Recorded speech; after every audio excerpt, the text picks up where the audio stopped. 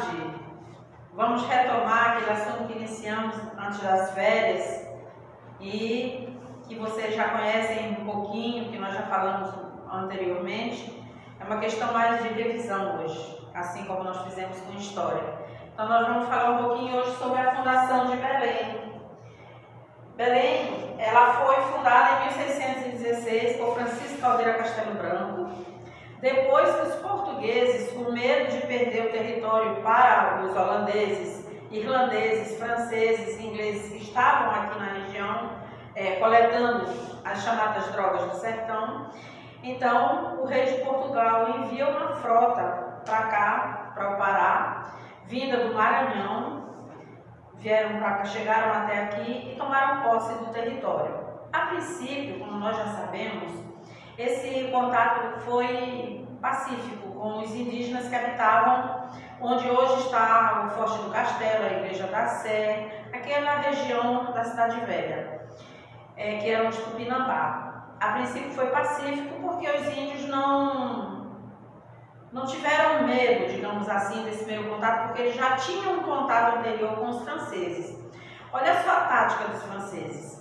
Os franceses, para se apropriar dos bens da natureza, eles faziam alianças com os indígenas. Então, eles seduziam os indígenas na tentativa de aprender a língua nativa, de ter um contato direto, não tinha briga, não tinha conflito, não tinha nada. Porque o objetivo dos franceses e dos outros povos era adquirir os recursos naturais. Então, quando os portugueses chegaram, os indígenas de Tupinambá também o receberam com tranquilidade.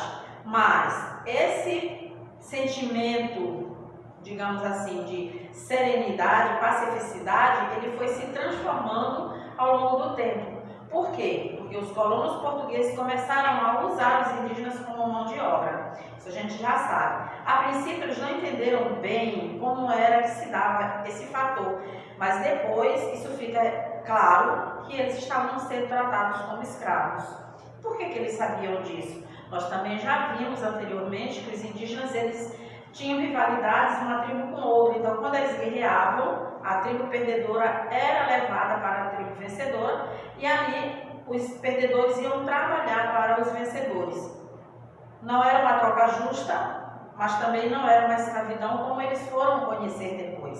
Isso a gente também já sabe. Então, quando Francisco Caldeira Castelo Branco chega em Belém, a primeira coisa que ele vai fazer, fundar um forte. Qual é o objetivo do forte? Vigiar a fronteira, vigiar o rio, para evitar que outros povos chegassem e se apropriassem do território.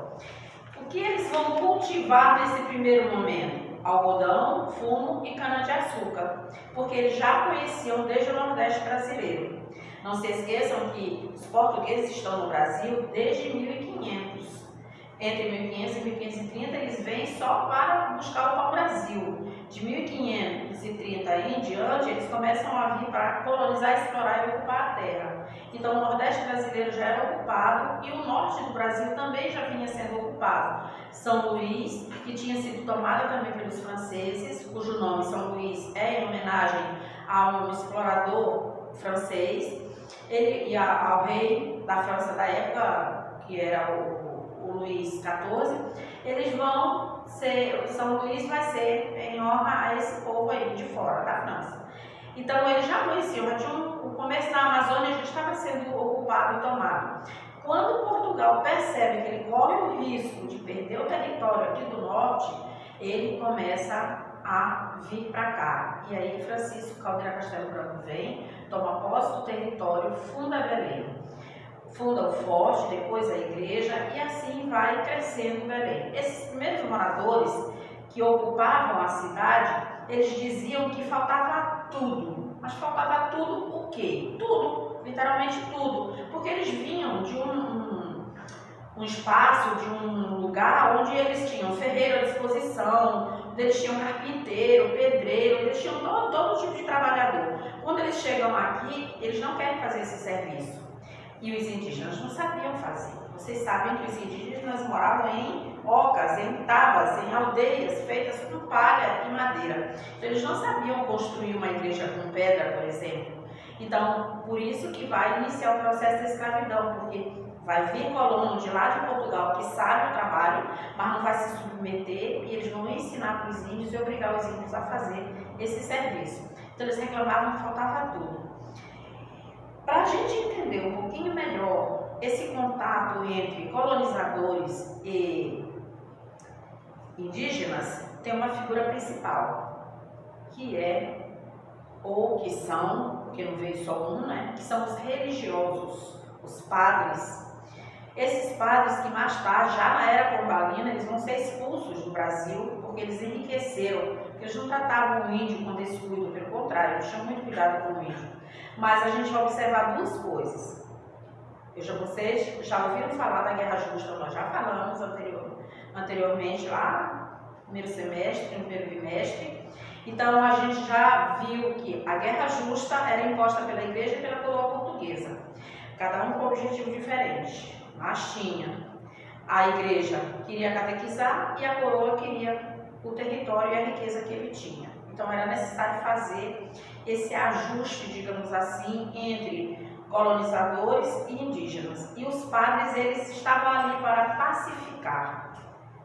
Ao mesmo tempo que eles brigavam com os colonos contra a escravidão, eles atraíam os indígenas para ensinar a religião, e aí os indígenas acabavam ficando e depois iam se habituando e acabavam sendo explorados, tanto pelos religiosos, infelizmente, quanto pelos colonos. A outra coisa, a princípio, o que foi pensado sobre economia era que eles iam explorar as chamadas drogas do sertão, que a gente vai ver um pouco mais adiante. Depois, eles vão fazer o quê? Investir na agricultura. Mas que agricultura era essa? Agricultura de plantation, que eram aquelas grandes lavouras com um único produto. E aí nós vamos ter plantation de algodão, de tabaco e de cana-de-açúcar principalmente. Já no século XVII, quase século XVIII, vai chegar aqui o café, mas o café não vai se adaptar aqui no Pará. Aí vai ser levado para o Vale do Paraíba, lá no sudeste do Brasil, onde depois, mais tarde, ele vai se tornar um dos principais produtos econômicos, principalmente no Segundo Império, que é bem mais tarde do que isso que nós estamos falando. Para a gente entender um pouco melhor como era trazido esse povo para cá, eles faziam uma propaganda. Essa propaganda dizia que o céu, que a água, a fertilidade do solo era um espetáculo, era uma maravilha. E isso atraía muito colono para cá. Então, eles acabaram vindo para cá. Mais tarde, eles vão se separar do restante do Brasil, mas isso é assunto para uma outra conversa nossa.